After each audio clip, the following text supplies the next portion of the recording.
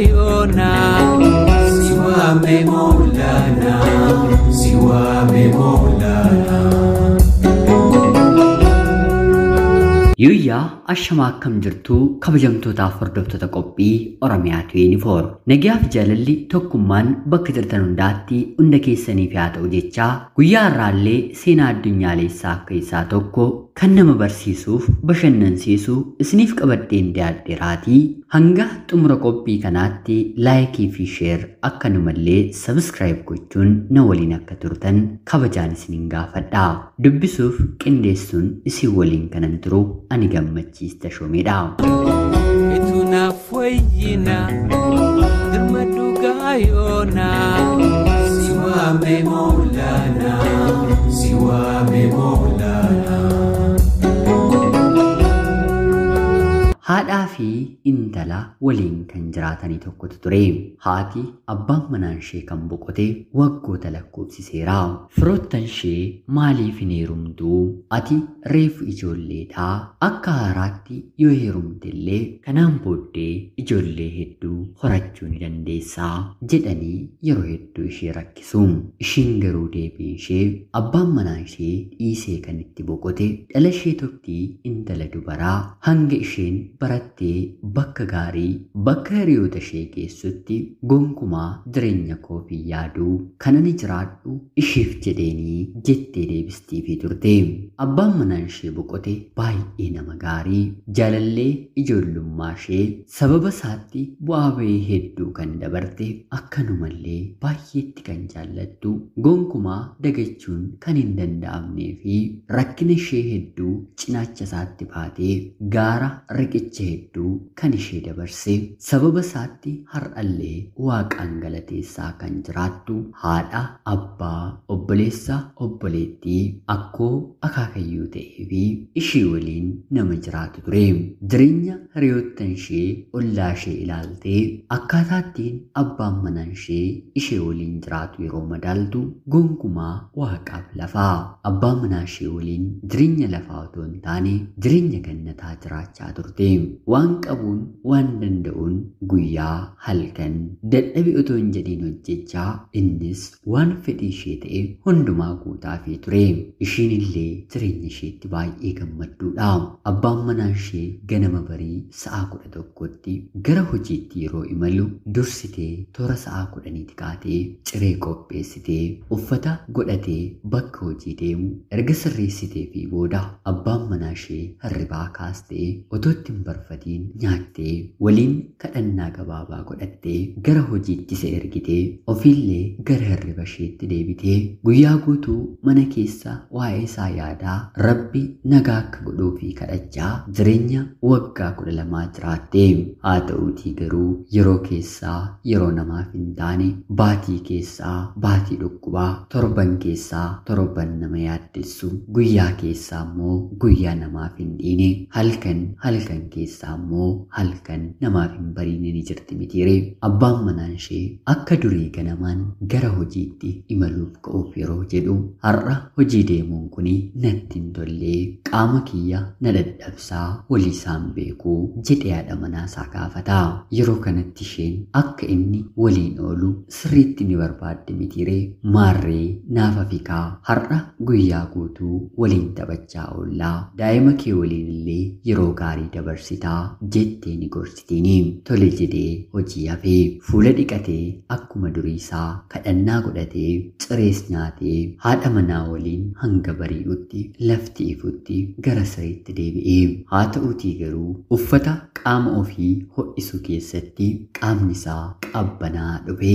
ganama toora sa'a 11 yeroo ta'u afaansaa walitti hidhame otuu haati manaa argituu harkisaa miilli isaa socho'uu dadhabee maaliyaa waaqayyoo maal balleesseen abbaa manaa koo akkana na jalaa guuta jettee battala mana yaalaatti fudhattee deemtee asiis hin dandeenyu achiis hin dandeenyu jedhanii ofirraa ishee deebisu magaala guddaa deemuuf sa'aatiin itti dheerataa haa ta'uutii garuu hanga dandeesse gochuun haadha manaa kanarra waan jiruuf qabattee gara magaala guddaa biyya sanaatti imala ishee taasiste haa ta'uutii garuu lubbuun abbaa manaa ishee mana yaalaa otoo hin dhaqqabiin addunyaa kanarraatii boqottee. Eega kanaa hundumaa caalaa kan miidhamu haadha manaa nama kanaati. Jaalallee ijoollummaa ishee jireenya biyya lafaa si'ol ture jannata itti fakkeessitu addunyaa kanarraatii darbee du'a isaatiin sammuutiin tuqamtee jabduu humna qabeettii oliif gadi fiigduu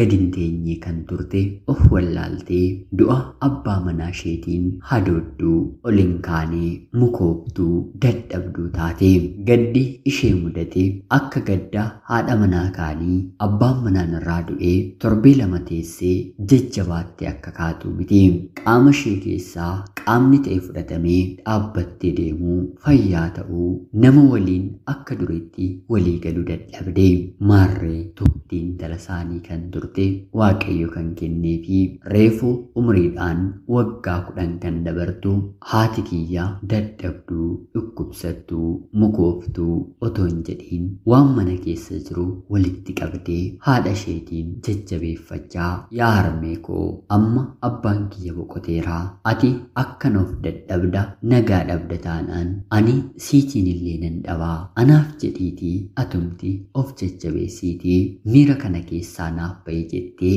yeroo hundaa ilmoon quxisuu haadha ishee ni kadhatti ture. Haa ta'utii garuu haadhaaf kan abbaa manaa ishee malee kan daa'ima ishee gonkumaa itti mul'atee waan hin beekneef yeroo hundaa imimmaan lolaasuun ija ishee dhukkubsuun bakka awwaalcha abbaa manaa ishee guyyaa guyyaan deemuun bartee jireenya ishee erga abbaan manaa ishee boqotee ture. Kanaan otoo jirtuu intalumti tokkittiin qabdu guyyaa tokko mana barumsaa deemtee sa'aatii duraan dhuftutti deebitee mana galuu dadhabdi. Yeroo kanatti barattoonni daree ishee dhukkubsattee nu biraa hafte jechuun haadha isheetti ni himu. Haati mukoofte kun naasuudhaan bakka ciistuu kaatee uffata ishee illee otoo hin jijjiirattiin gara mana barumsaatti imala ishee taasifti. Yeroo bira geessu tokkittiin intala ishee kobba afaaniin baasaa hollachaa kirkirfamaa jirti. Takkaa abbaa manaa ishee dhabdeetti mitire dhala ishees waan dhabdutti fakkaate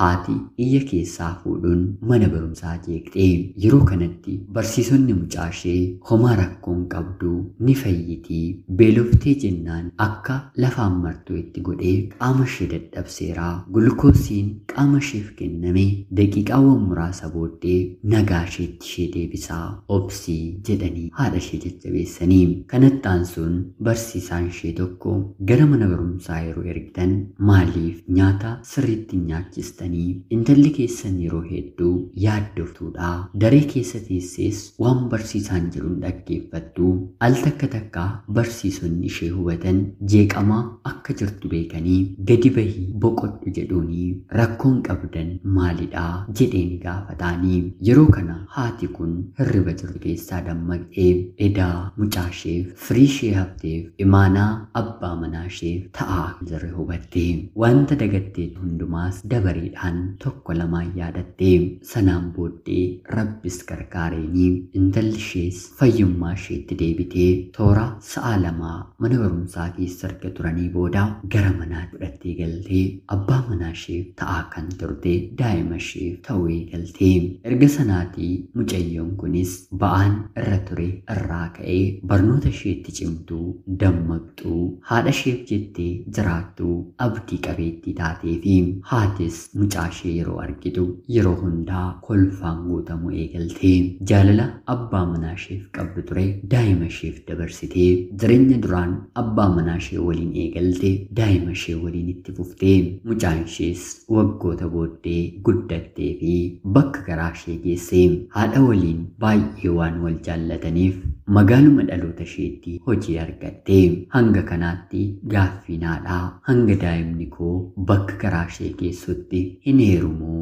waa'ee koo hin yaaduun kaayyoo ishee galma isheedha mitiire. Daa'imni ishee bakka garaa ishee erga geessee booda yeroo heerumaaf intalli ishee manaa baatu isheenis dhiira gara biraatti heerumtee jireenya ishee haftee jiraachuu itti fuftee. Guddannee bakka gaarii akka geenyuuf abjuu keenyaan akka jiraannuuf haadhaaf abbaan keenyi firoottan keenyi gatii guddaa nutti kanfalaniiru. Har'a gatiin isaanii guutuu yookiin immoo gahaa ta'ee nutti argamuu dhiisuu ni danda'a. Haa ta'uutii garuu gatii isaan nuuf bahan dhala ilmaan keenyaaf dhalobboloota keenyaaf warreen nu guddisaniif deebisnee gahuu yeroo dadhabnu wanti kun nutti dhagahama. Keessumaa immoo akka haadha qofaa ishee ilmaan guddistuu rakkoo kan argu hin jiru. Akka abbaa qofaasaa haadha malee ilmaan guddisuu rakkoo kan argu hin jiru. Akka ijoollee haadhaaf abbaa malee of guddisanii immoo gidiraa kan argu hin jiru. Maaliif hin heerumtu yookiin immoo hin fuutu yeroo jedhaman jireenya mataa isaanii jiraachuu dadhabanii otoo hin taane kaayyoo dhuunfaa isaaniif galma gahan waan qabaataniif gammachuun koo milkaa'inni koo nattaafu jedhanii dhala isaaniif qofa kan jiraatan maatiin tokko lama miti. Isaan kana hundumaatiif galatatu ta'a. Nutis hanga dandeenye dhala keenyaaf maatii keenyaaf kaayyoo godhannee haa jiraannu jecha seenaan gabaabduu sa'aatii kanaaf isiniif qabaddeen dhiyaadhe kanuma fakkaatti. Hanga yoonaatti yeroo keessan naaf kennitanii dhaggeeffachaa turuu keessaniitiif guddaa galatoomaa jecha yoo isinitti tole laayikii fi sheer akkanumallee namoonni chaanalii keenyaaf haaraa taatan anaa dhufu jecha sabskiraayib gochuun maatii keenya akka taatan kabajaan isin gaafachaa seenaa gara biraatiin hanga walitti deebinutti bakka jirtan maraan turtii gaarii isiniif nawaa yeroo gaarii.